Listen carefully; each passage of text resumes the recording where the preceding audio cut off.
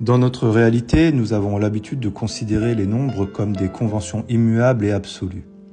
Parmi eux, le chiffre 1 est souvent perçu comme l'unité fondamentale, la représentation de l'indivisible.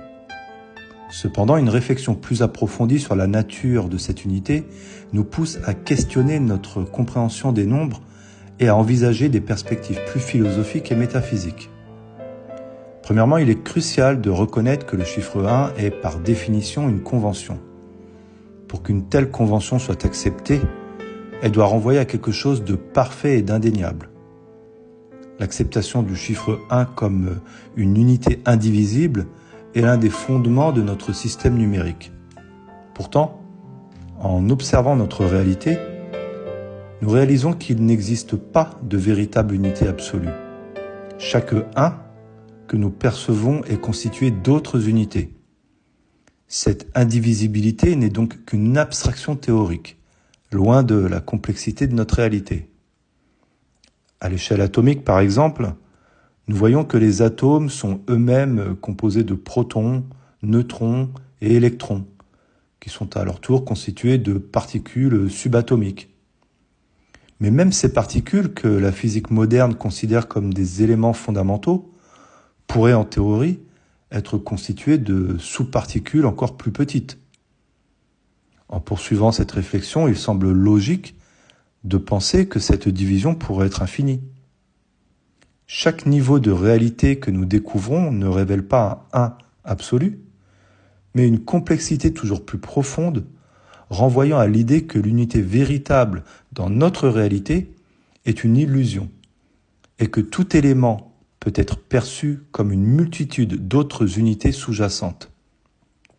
Ainsi, nous pouvons avancer vers la conclusion que 1 plus 1 peut égaler 1.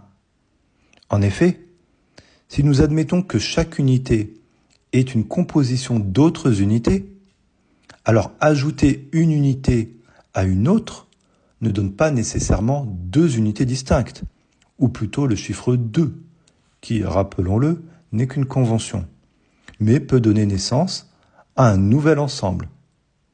Sur un plan philosophique et métaphysique, l'addition d'unités, comme métaphoriquement l'addition d'un ovule et d'un spermatozoïde, crée une nouvelle vie, une nouvelle existence, un nouvel ensemble, un 1. Cela soulève des questions profondes sur la nature même de l'existence. Chaque entité de notre réalité, qu'elle soit matérielle ou immatérielle, peut être perçue comme un fragment d'un tout plus vaste. Cette interconnexion suggère que tout ce qui existe est lié à quelque chose de plus grand, évoquant une unité universelle qui transcende nos perceptions individuelles. Nous ne sommes pas seulement des individus isolés ou des 1 isolés, mais des éléments d'un tout unifié, eux-mêmes composés d'un nombre théoriquement infini. Dans cette recherche de l'infini, nous pouvons envisager que tout ce qui existe est une expression de quelque chose de plus grand que nous. Ce principe transcendant qui unit toutes les choses pourrait être perçu comme un élément fondamental de la réalité. Ce tissu d'interconnexion entre toutes les unités de l'existence nous amène à explorer l'idée d'un principe créateur qui dépasse notre compréhension, suggérant une présence qui pourrait s'apparenter à ce que certains nomment Dieu. Si nous utilisons donc les mathématiques et nous reprenons l'équation où nous considérons que 1 plus 1 égale 1 et que nous multiplions cela par l'infini, nous arrivons à l'idée que 1 égale l'infini.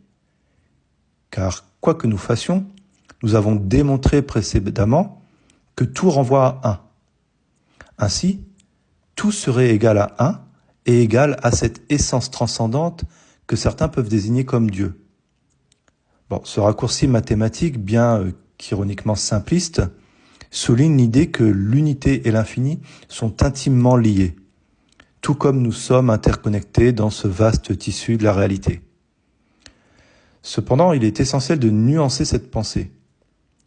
Sans que l'un ne soit forcément la création de l'autre, nous pouvons envisager que toute la réalité, à travers son infinité d'unités, soit une émanation de Dieu, potentiellement l'élément fondamental, primordial et transcendant.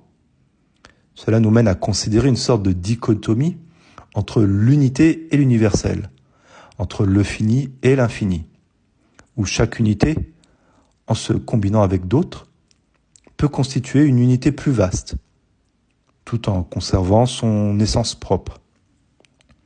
En conclusion, l'idée que 1 plus 1 égale 1 n'est pas simplement une provocation mathématique, mais une invitation à repenser notre conception des nombres et de la réalité. Cela soulève des questions essentielles sur l'unité, la multiplicité et notre place dans l'univers. En reconnaissant notre interconnexion, nous pouvons percevoir notre existence non pas comme une série d'individus séparés, mais comme une partie intégrante d'un tout universel. Ainsi, nous pourrions dire que nous sommes un, et que ce un est à la fois nous et l'ensemble de la création.